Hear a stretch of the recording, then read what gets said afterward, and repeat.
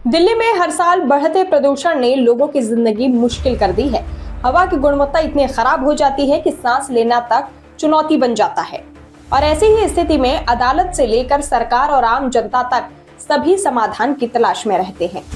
इसी संदर्भ में सुप्रीम कोर्ट ने और वहां के चीफ जस्टिस ऑफ इंडिया यानी कि CJI ने एक महत्वपूर्ण टिप्पणी की। उन्होंने कहा कि न्यायपालिका के पास कोई जादू की छड़ी नहीं है कि आदेश देते ही हवा साफ हो जाए। यह बयान न केवल सच्चाई को उजागर करता है बल्कि यह भी बताता है कि अदालत अकेले इस समस्या का हल नहीं निकाल सकती। वहीं CJI ने स्पष्ट किया है कि दिल्ली जैसे बड़े और जटिल शहर की हवा को साफ करने के लिए तकनीकी और वैज्ञानिक समाधान की आवश्यकता है।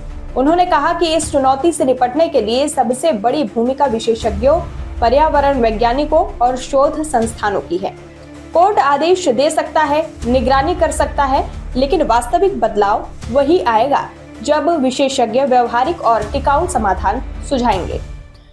बता दें कि दिल्ली में प्रदूषण के कई कारण हैं। वाहनों से निकलता हुआ धुआं, औद्योगिक गतिविधियां, धूल, कूड़े कचरे की जलन और सर्दी के मौसम में पड़ोसी राज्यों में पराली जलाने की समस्या। जी हाँ, इन सब पर जो कि प्रभावी नियंत्रण तभी संभव है जब सरकारें वैज्ञानिक सुझावों के आधार पर ठोस प्लान बनाकर कड़ाई से लागू करें। देखिए रिपोर्ट। एक्शन हो जाता है, आंखों में भी मतलब जलन होने लगी इससे।